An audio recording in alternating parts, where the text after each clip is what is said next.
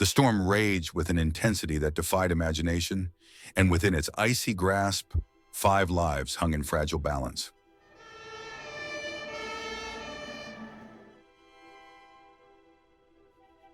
Silver Peak, Nevada, nestled deep within the desolate mountains of Esmeralda County, had always been a quiet town. Famous for its vast lithium mines, it drew geologists and adventurers alike to its rugged terrain, but beneath its snow-covered peaks and weather-beaten mining shafts lay whispers of something more sinister.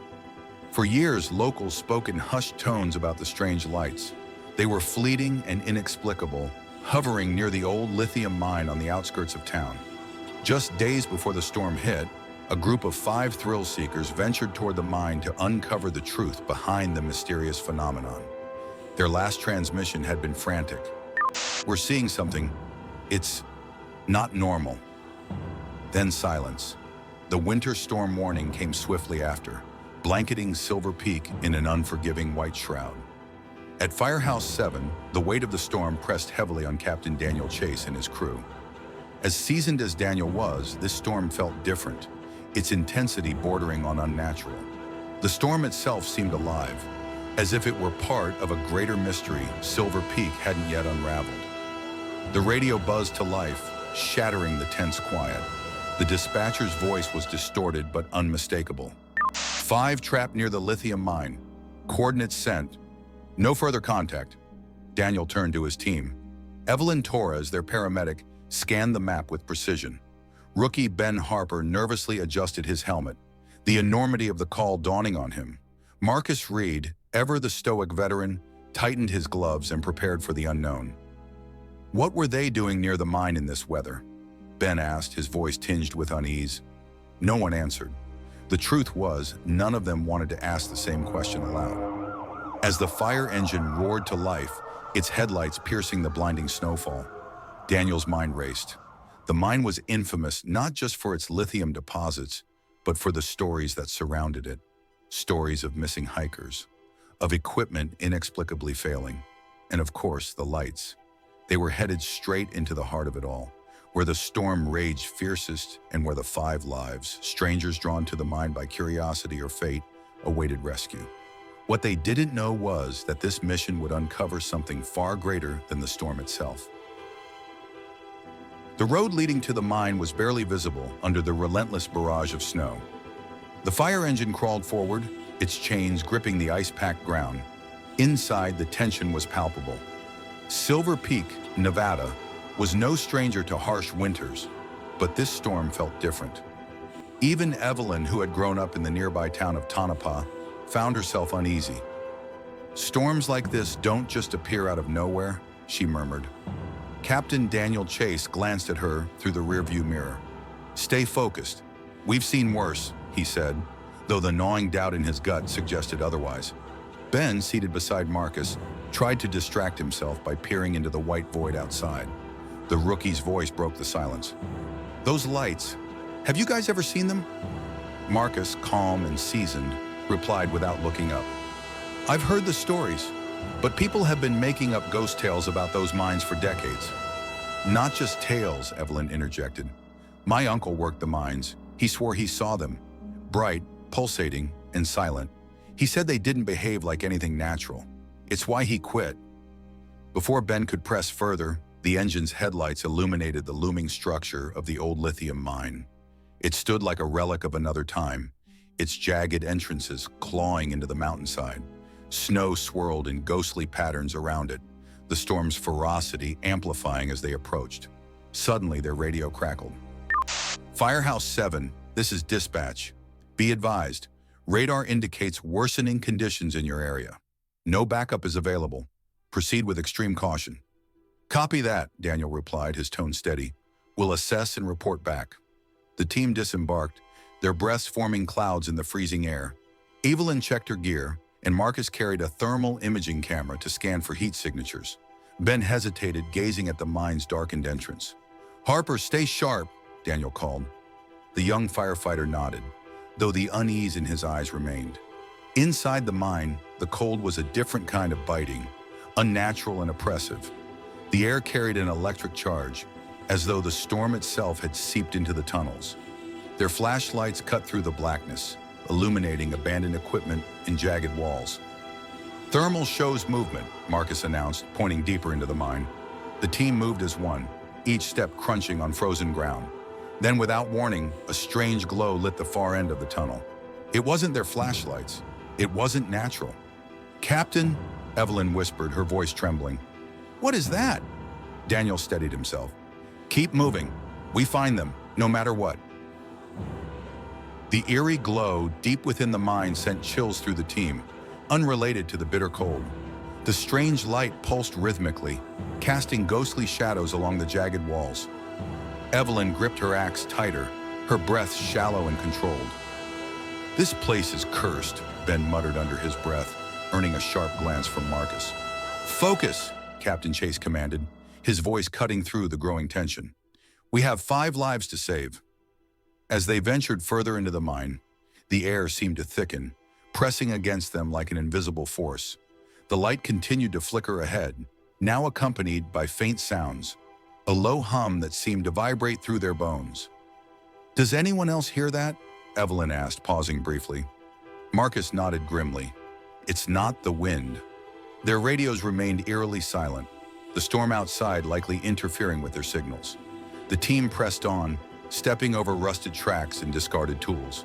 The mine was a labyrinth of twists and turns, its walls glistening with frozen condensation. Finally, they came to a cavern where the light grew blinding.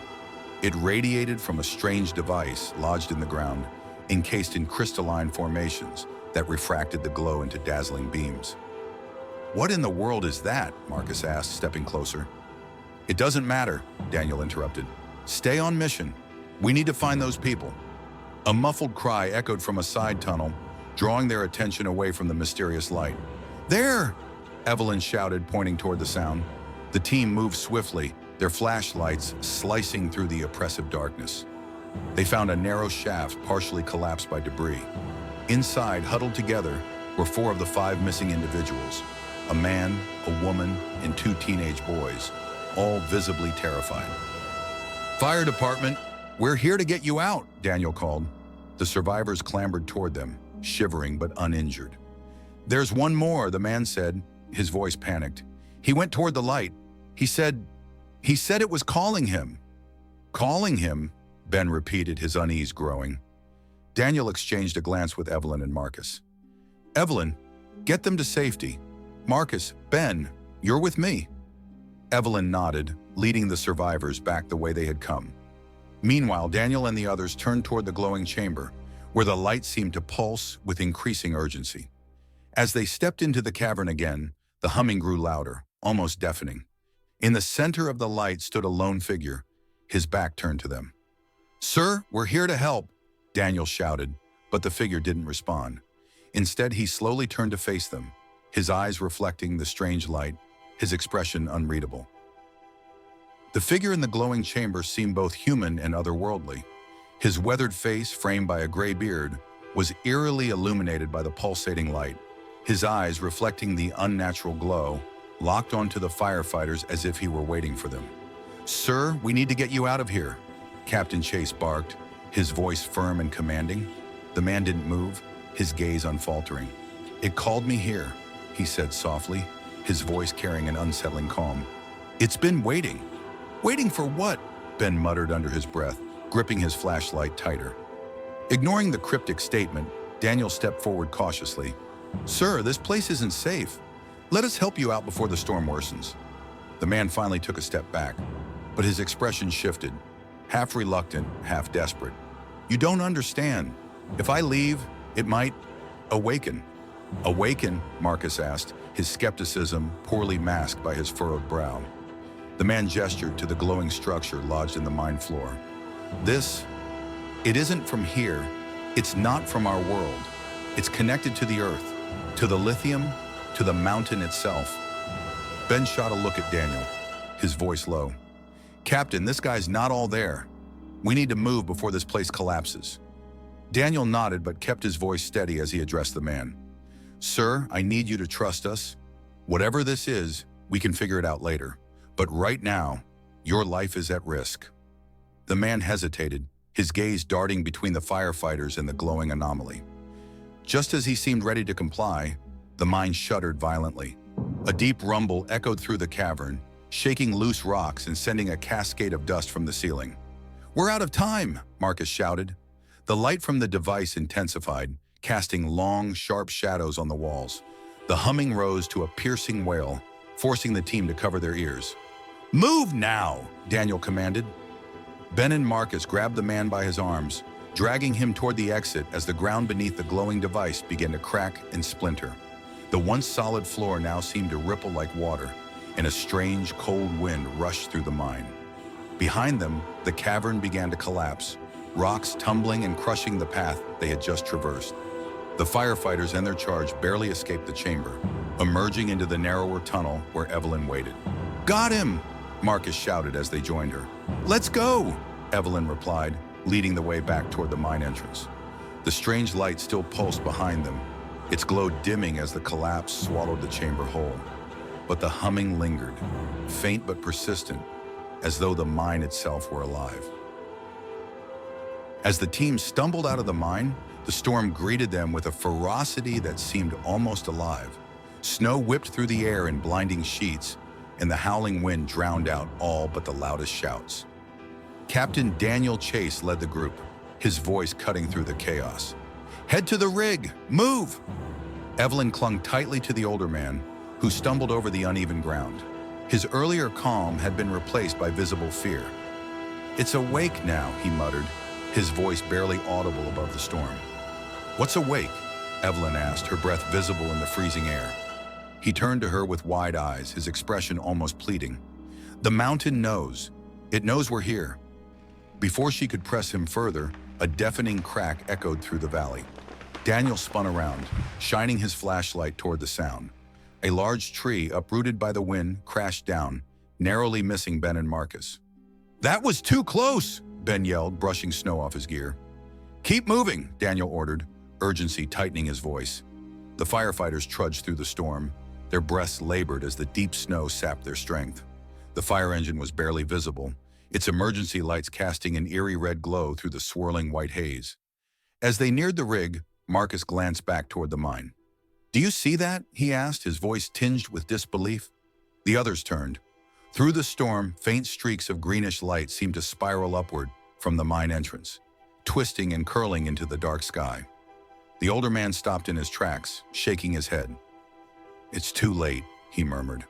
"We disturbed it." Evelyn grabbed his arm, her voice firm. "Enough with the riddles. What's going on?" Before he could respond, another low rumble shook the ground beneath their feet.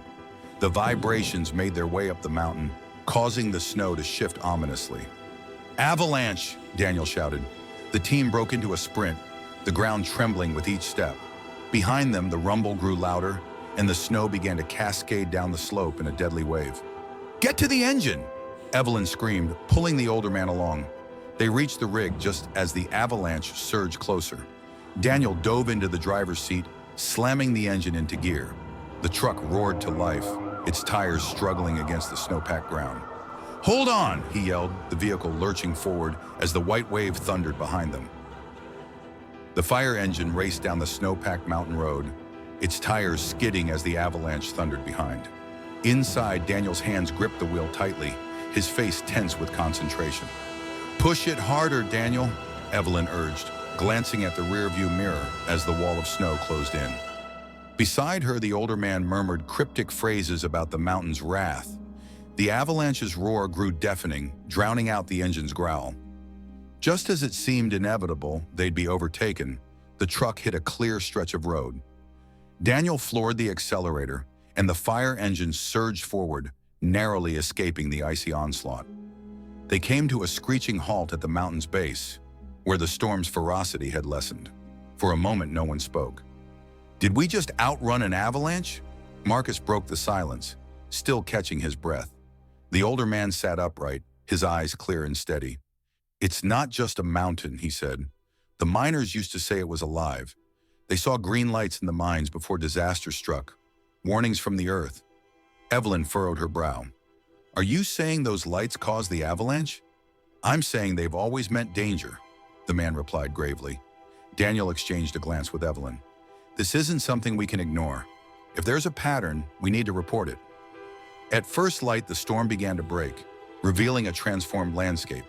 The mine entrance was buried under snow, and the surrounding slopes were unrecognizable.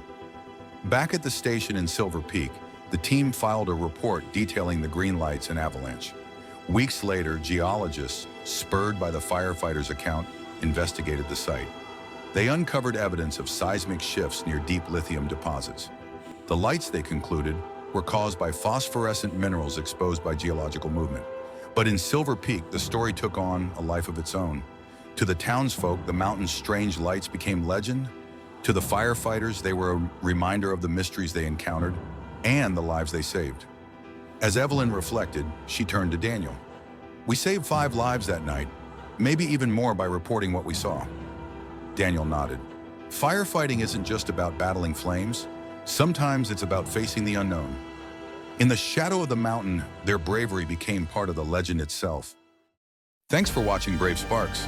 If you enjoyed this video, give it a like and don't forget to subscribe. Your support helps us bring you more powerful and inspiring stories. Stay brave, and we'll see you in the next one.